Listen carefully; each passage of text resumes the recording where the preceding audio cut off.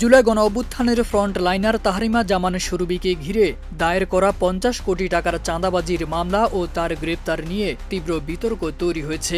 একদিকে অভিযোগটি পরিকল্পিত বলে দাবি করা হচ্ছে, অন্যদিকে অভিযোগের অঙ্ক ও আইনি ভিত্তি নিয়েও গুরুতর প্রশ্ন। বৈষম্য বিরোধী ছাত্র আন্দোলনের সাংগঠনিক সম্পাদক মইনুল ইসলাম দাবি করেছেন, ব্যক্তিগত বিরোধ ও অনৈতিক প্রস্তাবে রাজি না হওয়ায় তাহরিমা জামান সুরভীকে পরিকল্পিতভাবে ফাঁসানো হয়েছে। তার বক্তব্য অনুযায়ী মামলার বাদী সাংবাদিক নাইমুর রহমান দুর্জয় নিজেকে স্বরাষ্ট্র উপদেষ্টার সঙ্গে ঘনিষ্ঠ দাবি করে সুরভীর সঙ্গে ব্যক্তিগত সম্পর্ক গড়ার চেষ্টা করেন।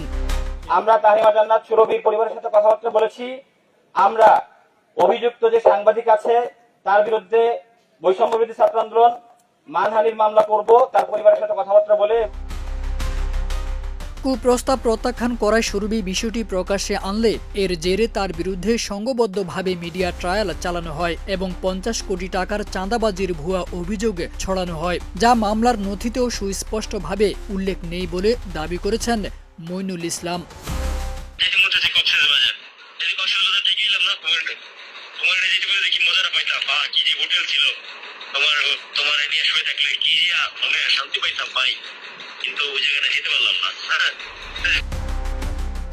এদিকে এই মামলার অভিযোগের অঙ্ক ও ধরন নিয়েও প্রশ্ন তুলেছেন রাজশাহী বিশ্ববিদ্যালয় কেন্দ্রীয় ছাত্র সংসদ রাকসুর জিএস সালাউদ্দিন আম্মার। তার প্রশ্ন, এই বিশাল অঙ্কের অর্থ লেনদেনের বাস্তব প্রমাণ কোথায়?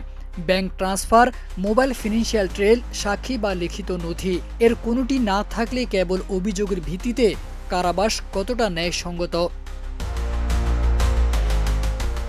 তার মতে, যদি রাষ্ট্রবিরোধী ও কুরুচিপূর্ণ বক্তব্যই মূল অপরাধ হয়, তাহলে চাঁদাবাজির মতো ভয়ঙ্কর অভিযোগ যুক্ত করার প্রয়োজন কেন?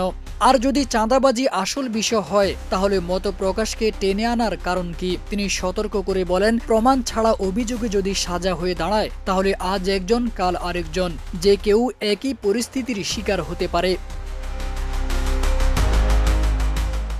তাহরিমা জামান সুরভী জুলাই গণঅভ্যুত্থানে সক্রিয় ভূমিকা পালন করেছিলেন এবং সামাজিক যোগাযোগ মাধ্যমে নিজেকে জুলাই যোদ্ধা হিসেবে পরিচয় দিতেন। তার বিরুদ্ধে আনা অভিযোগগুলোর আইনি ভিত্তি, প্রমাণ ও তদন্ত প্রক্রিয়া নিয়ে এখন জনমনে ব্যাপক প্রশ্ন ও উদ্বেগ তৈরি হয়েছে। তারেক আজিজ খান, প্রজন্ম ২৪।